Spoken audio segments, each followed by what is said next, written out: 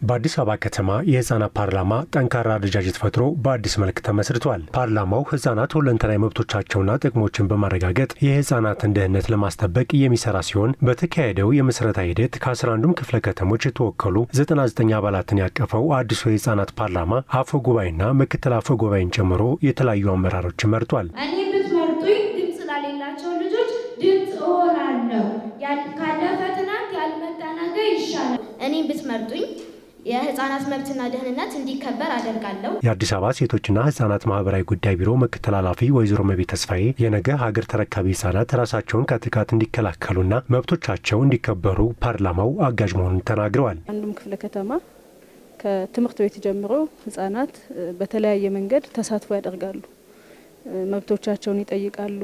ስለ ህፃናት አጠቃላይ እንቅስቃሴ፣ ስለ ህፃናት ፖለቲካዊ፣ ማህበራዊ፣ ኢኮኖሚያዊ ተጠቃሚነታቸውን ኤክሰርሳይዝ እንዲያደርጉ አጠቃላይ መብቶቻቸውን ከመሟገት አኳያ ከህፃናት ጥቃት ጀምሮ የሚመለከታቸውን ህፃናት ይሳተፉባቸዋል ተብሎ የሚታሰቡትን ህገ መንግስቱ የሚፈቅድላቸውን የመሳተፍ መብት የመጠቀም መብትን ጭምር ኤክሰርሳይዝ የሚያደርጉበት ፕላትፎርም ነው የህፃናት ፓርላማ።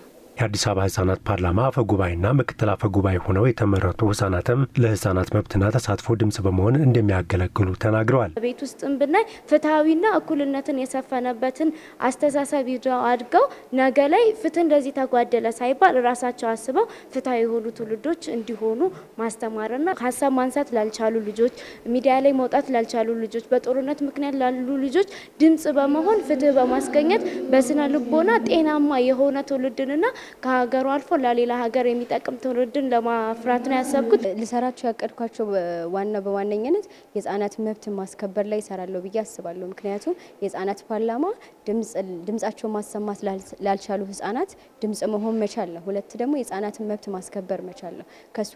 ከሱ ጋር በመነሳት በጎዳና ያሉ ልጆች ወደ ቤተሰቦቻቸው የሚመለሱበትን መንገድ ማመቻቸት፣ ሁለት ደግሞ ቤተሰቦቻቸው የማይገኙ ከሆነ በተለያዩ ማደጎ ተቋማት ውስጥ እንዲያድጉና ትምህርታቸውን የሚማሩበትን መንገድ አመቻቻለሁ ብዬ አስባለሁ። በአዲስ አበባ ከተማ ምክር ቤት የሴቶችና ህፃናት ማህበራዊ ጉዳዮች ቋሚ ኮሚቴ ሰብሳቢ ወይዘሮ ዘይነባ ሸኩር የከተማው ምክር ቤት የህፃናት ፓርላማ እንዲጠናከር አስፈላጊውን ድጋፍና እገዛ እንደሚያደርግ አረጋግጠዋል።